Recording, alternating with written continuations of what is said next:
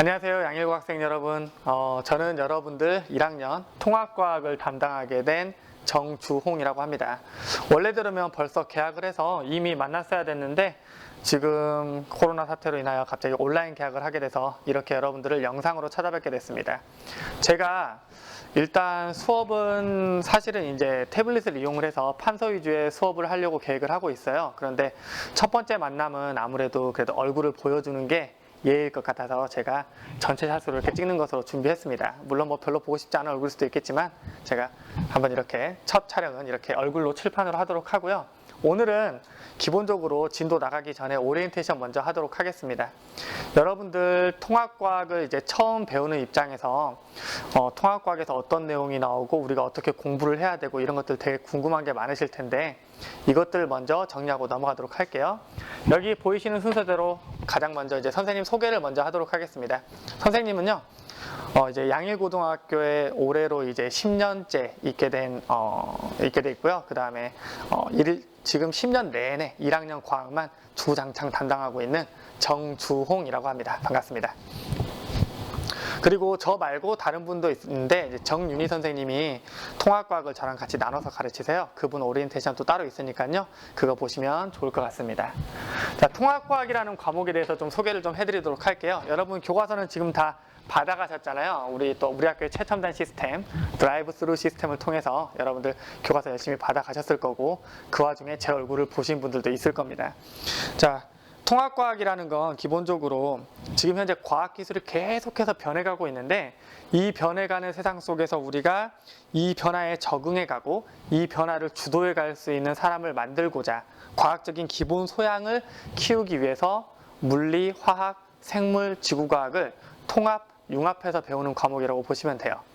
이게 책에 나와 있는 내용이고요. 되게 거창한데 한마디로 얘기하면 물리, 화학, 생물, 지구과학이 골고루 섞여 있고 그리고 기초적인 내용들을 다룬다라고 이렇게 생각하시면 편할 것 같습니다. 그래서 여러분들 고등학교 1학년 때의 과학은 어떤 느낌이냐면 실생활과 관련된 것 위주로 많이 나오게 돼요. 실제로 제가 제가 가르치고 있는 이 통합과학뿐만 아니라 여러분들이 또 배우게 될 과학탐구 실험이라는 과목이 있는데 그 과목에서 나오는 실험들 역시 실생활과 밀접한 관련이 있는 것들이 있죠. 그런데 여러분들이 만약에 이제 고등학교 2학년이 되면요, 물론 이제 문과 계열, 지금은 이제 문과라는 구분이 없긴 하지만 여러분들이 인문 계열의 선택 과목을 선택하게 되면 과학은 사실상 1학년 때 배우고 빠이빠이 하실 수 있어요.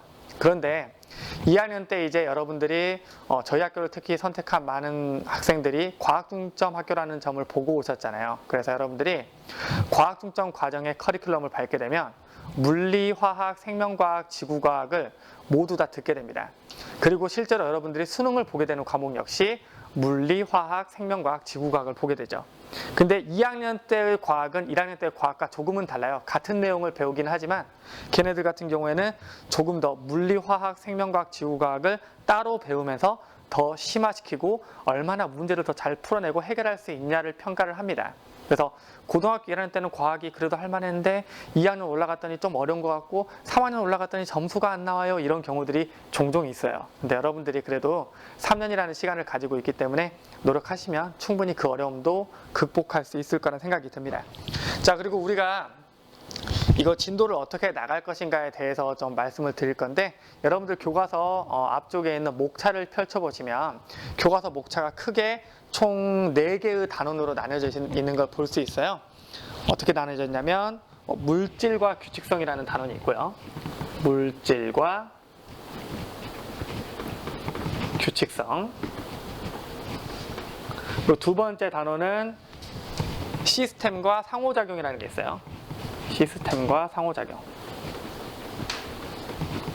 여기까지가 교과서의 절반이에요. 절반이고요.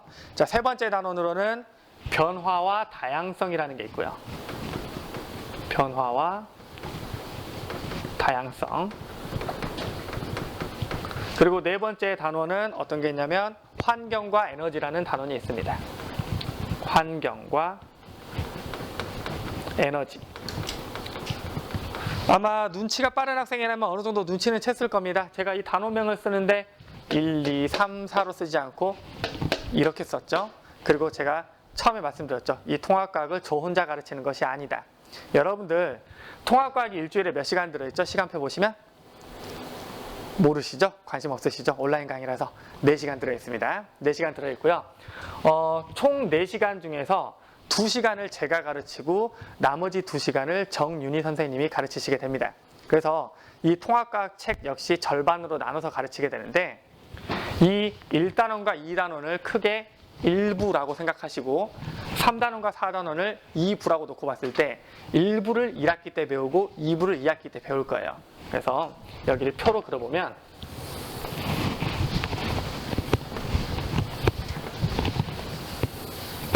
왼쪽에 있는 이 강의들을 1학기 때 진도를 나가게 됩니다. 그리고 3단원과 4단원을 2학기 때 진도를 나가게 돼요. 그리고 1학기 때 진도를 나가는 이 단원과 2단원, 2단원과 2단원을 각각의 선생님이 가르치게 되죠. 저 말고 또 다른 선생님께서는 뭘 가르치게 되냐면 바로 이 1단원을 1학기에 가르치게 됩니다. 물질과 규칙성. 주로 이제 화학 분야인데요. 정윤희 선생님이 가르치시게 되고요. 그 다음에 여기 2단원 시스템과 상호작용 이 부분을 제가 가르치게 됩니다. 물론 2학기가 되면 3단원을 정리 선생님이, 4단원을 제가 가르치게 되는 거죠. 자, 그리고 시험 문제도 실제로 본인이 가르치는 과목에서 이렇게 단원에서 4개 돼 있고요. 그거 알아두시면 될 것 같고요. 자, 이제 평가에 대해서 되게 궁금할 거예요. 사실은 평가는요, 저도 궁금해요. 왜냐면 이 코로나 사태가 언제 진정돼 가지고 언제 오프라인 개학을 하게 될지 모르는 거거든요. 그래서 이 평가 척도는 사실은 나중에 바뀔 수 있습니다. 지금 현재 학교에서 가지고 있는 평가 계획은 그래도 5월쯤이면 학교에 돌아오지 않을까라는 가정하에 저희가 평가 계획을 세워놨고요. 그런 가정하에 저희는 중간고사도 볼 거고요. 1차 고사도 볼 거고 2차 지필평가도 볼 겁니다. 수행평가도 있고요. 근데 만약에 정말 만약에 여러분들이 사회적 거리두기를 하지 않고 그냥 갈산공원에 꽃 보러 가고 지금 찔리시는 분들 많을 거예요. 제가 많이 봤거든요. 그렇게 해서 막 확진자 생기고 하면 우리 개학 못해요. 개학 못하면 한 학기 내내 온라인 강의 할 거고요. 한 학기 내내 온라인 강의하면 평가 방법 역시 바뀌게 될 겁니다. 근데 그 평가 방법이 바뀌지 않고 여러분들이 높은 시민 정신으로, 시민의식으로 거리두기를 해서 개학을 한다고 가정했을 때 일단 말씀드리면 1학기에 시험 2번 봅니다. 1차 지필평가 볼 거고요. 그리고 2차 지필평가 볼 거예요. 그리고 여러분 잘 아시다시피 수행평가도 보겠죠.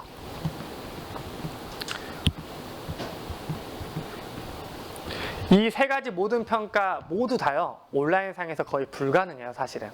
그래서 얘네들 같은 경우에는 다 오프라인으로 보게 될 거고요.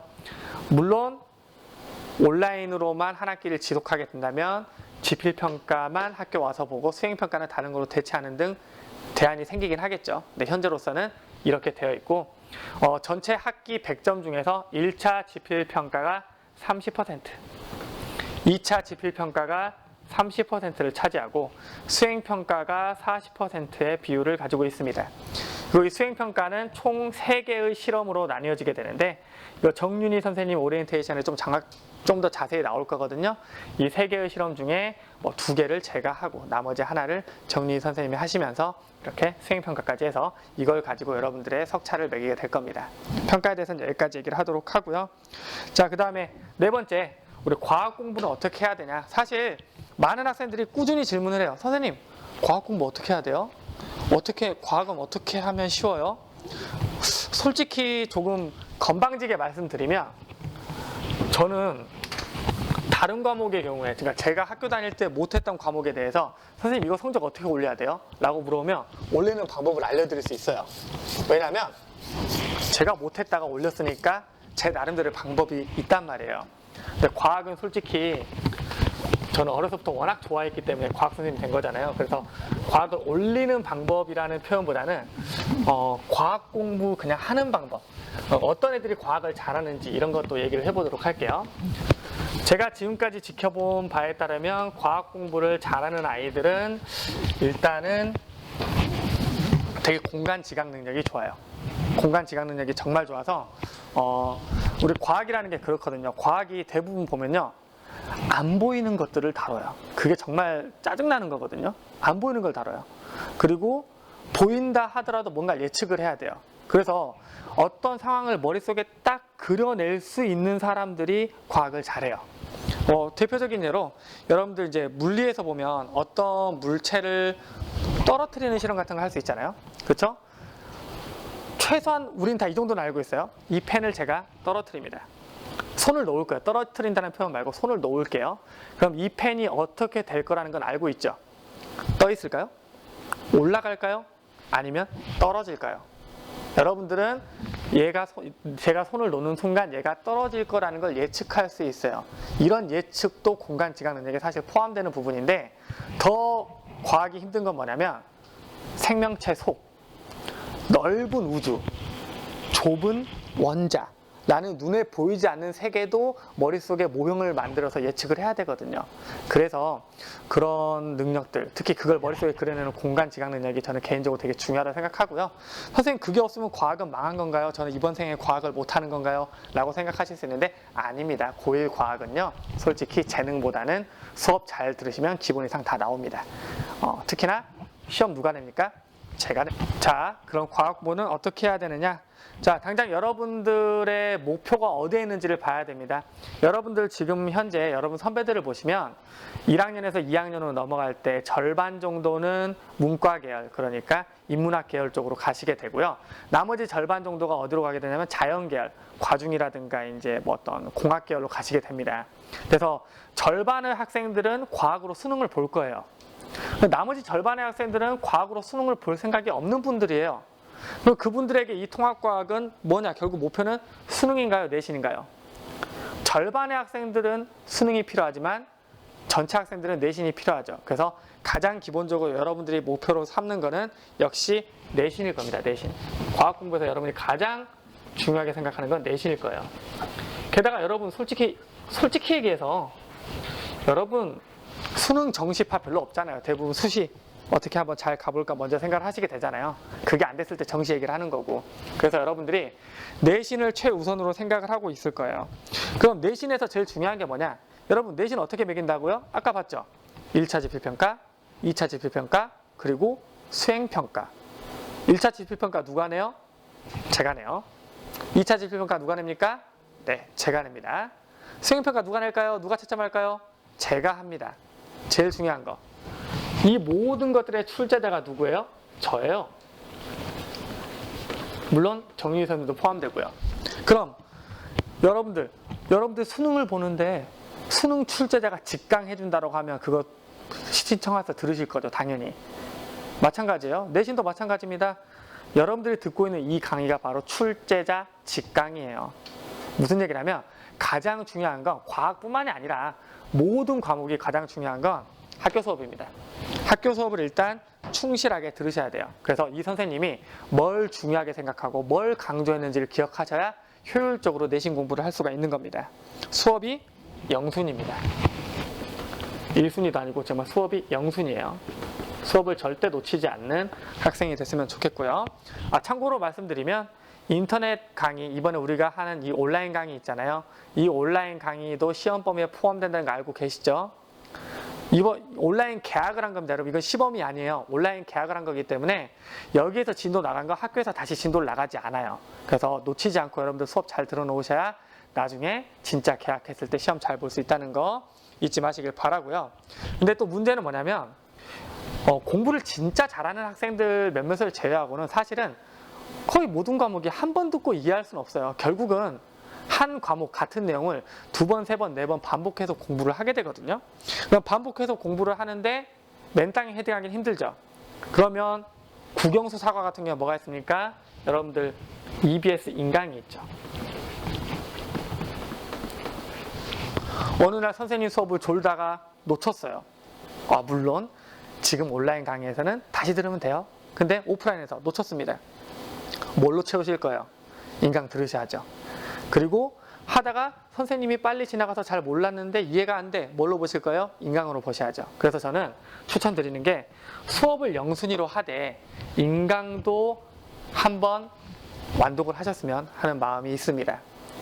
인강 선생님들 솔직히 말해서 잘 가르치시는 분들 잘 가르치고 의외로 또 생각보다 그렇게 잘 가르치지 않는 분들도 있긴 있어요. 근데 이 잘 가르친다 못 가르친다의 기준도 사실은 되게 주관적인 거거든요. 즉 여러분에게 잘 맞는 선생님을 메인으로 삼으시면 돼요. 솔직히 선생님 수업보다 인강 장풍 선생님이 더 재밌던데요. 장풍 선생님 거 메인으로 듣고 제 거 버리지 마세요. 제 걸 세컨드로 두 번째로 들으세요. 그럼 어쨌든 여러분들은 반복을 해야 됩니다. 무슨 말인지 아시겠죠? 그래서 인강을 꼭 들으시길 부탁을 드리고요. 그래서 이것과 연관해서 제가 뭘 말씀드리냐면 학생들이 꼭 저한테 물어보는 게 있어요. 여러분 선배들 기준으로 선생님 문제집 뭐 사야 돼요? 라고 물어봅니다. 문제집. 솔직히 시중에 나와 있는 문제집 뭐 사도 상관없어요. 다 똑같아요. 문제집들 보시면 그냥 다 어차피 들어갈 내용 다 들어가 있고 들어갈 문제 다 들어가 있고 다 똑같거든요. 다 똑같기 때문에 추천할 이유가 없어요. 그런데 다 똑같기 때문에 또 추천할 이유가 있습니다. 왜? 이왕 똑같은 거 혹시 선생님이 보는 거 혹은 활용도가 높은 것 이런 것들이 있을 수 있잖아요. 그래서 저는 문제집을 저는 딱 한 권만 살 거예요 라고 한다면 그냥 EBS 인강교재 사라고 말씀드립니다. EBS 개념완성이라는 책이 있어요. EBS 개념완성 통합과학 라는 책이 있는데 이 책 하나 사시면 제 수업을 들을 때도 그 목차 흐름대로 수업이 진행이 될 거고 그 다음에 제 수업을 놓쳐서 EBS를 들을 때도 이 책으로 공부하시면 되고 적절한 내용과 적절한 문제가 섞여 있기 때문에 충분히 도움이 되실 거라 생각합니다.